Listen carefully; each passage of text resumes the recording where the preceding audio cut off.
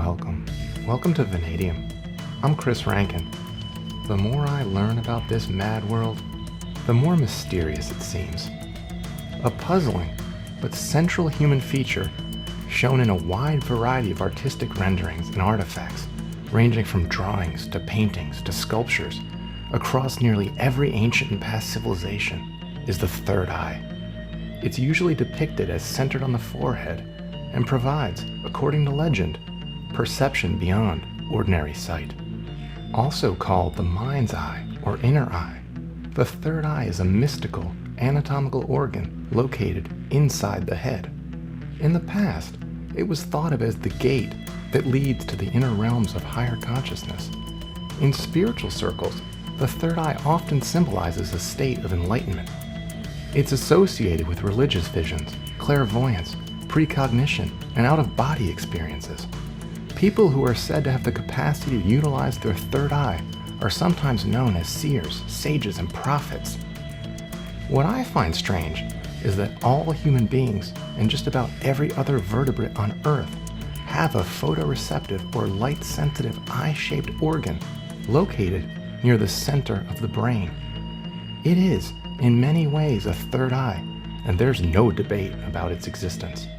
The structure is visible by medical imaging techniques and readily observable to the naked eye in brain dissection, appearing like a tiny pine cone with a length of roughly 1/3 of an inch. It's a well-studied part of the body, known to science as the pineal gland. One function of this gland is to produce a hormone called melatonin. Melatonin has various roles in the brain and central nervous system, the most important of which is to modulate sleep patterns. Melatonin production is stimulated by darkness and inhibited by light. So how does the pineal gland see from inside the brain? It turns out that the two eyes on the face talk regularly to the pineal gland to let it know when it's dark and when it's light. The conversation between the eyes and the pineal gland takes a complicated route. Light-sensitive nerve cells in the retina detect light and send this signal to the suprachiasmatic nucleus, synchronizing it to the day-night cycle. Nerve fibers then relay the daylight information from the suprachiasmatic nucleus to the paraventricular nucleus, then to the spinal cord, and via the sympathetic system to the superior cervical ganglia, and from there straight into the pineal gland. Even though this mysterious gland is deep inside the brain, hidden from light, it's capable of seeing by talking to the eyes. Friend of the show and philosopher René Descartes believed the human pineal gland to be the principal seat of the soul and the place in which all thoughts are formed. In the Treatise of Man, Descartes described the conceptual models of man, namely, creatures created by God, which consist of two ingredients, a body and a soul, joined by a certain very small gland situated in the middle of the brain's substance. His contemporaries in the 17th century considered the pineal gland just a simple neuroanatomical structure without any magical metaphysical qualities. Science classified it as just a basic endocrine gland, just one among many. The overwhelming majority of living vertebrates have pineal glands. A widely accepted theory is the common ancestor of all vertebrates had a pair of photosensory organs on the top of its head, similar to the arrangement in modern lampreys. A parietal eye, also known as a third eye or pineal eye, is part of the epithalamus of some lizards. The structure is located at the top of the head, is photoreceptive, and associated with the pineal gland. For the lizard, the eye functions in regulating circadian rhythm and body temperature. The parietal eye of the Madagascar swift is surrounded by a pronounced black and white spot on the skin, giving the lizard a three-eyed appearance. In Taoism and many Chinese religious movements, third eye training involves focusing total attention on the point between one's eyebrows with the eyes closed. The goal of these exercises is to allow students to tune into the correct vibration of the universe and develop a more advanced, deeper meditative state. Taoism teaches that the third eye, or what they call the mind's eye, is situated between the two physical eyes and expands up to the middle of the forehead when it's opened.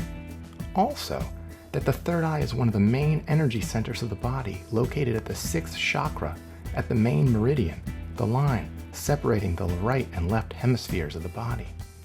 In 1888, famed or infamous, depending on how you look at it, theosophist and another friend of the show, Helena Blavatsky, suggested that the third eye is in fact the pineal gland, which resides between the two hemispheres of the brain.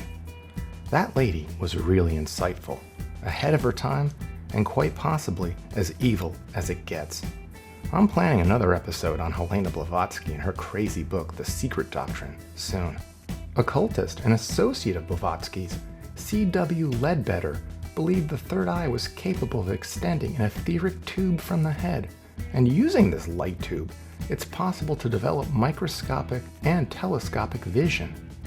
Some have asserted that the third eye's microvision is capable of observing objects smaller than a virus, smaller than a quark. Using this skill in reverse, it's then possible to see all the way past the Milky Way to the edge of the universe. The legend of the third eye gets even deeper. According to some, ancient humans had an actual third eye in the back of the head with a physical and spiritual function. Over time, as humans evolved, this eye atrophied and sunk into the head, into what today is known as the pineal gland. Another part of the mystery is why this gland seems to basically crust over in the early years of life. Calcification of the pineal gland is typical in young adults and has been observed in children as young as 2. It typically gets worse with age, and calcification rates vary widely by country, and it's particularly bad in the US, occurring in an estimated 40% of Americans by age 17.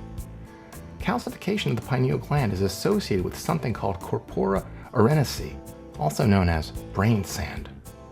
This is a dark and interesting side of the story to consider, that we as humans may lose core sensory perceptive abilities as we grow out of childhood. It makes me think of the common accounts of parents describing how their young children see all sorts of phenomena invisible to them. Also, that children can often have strange and powerful insights into things that should be inaccessible. Vanadium Wall of Heroes scientist Rick Strassman has hypothesized that the pineal gland is responsible for the endogenous production and release of dimethyltryptamine, or DMT. This is a powerful psychedelic drug, which he asserts could be excreted in large quantities at the moments of birth and death. His landmark research is well described in the very engaging book, DMT, the Spirit Molecule. He has a lot of evidence to back up his theory about DMT. How crazy would it be if there was another world, a completely different side of reality that we can experience just because we have some calcified crust on a gland in our head? In the H.P. Lovecraft story, From Beyond, a scientist creates an electronic device that emits an energy wave capable of stimulating a person's pineal gland, thereby allowing them to perceive planes of existence outside the boundaries of accepted reality. When the device lights up the pineal gland, another universe just appears. It's a translucent, alien environment that overlaps our own. Wouldn't it be interesting if, in this case, life imitated art?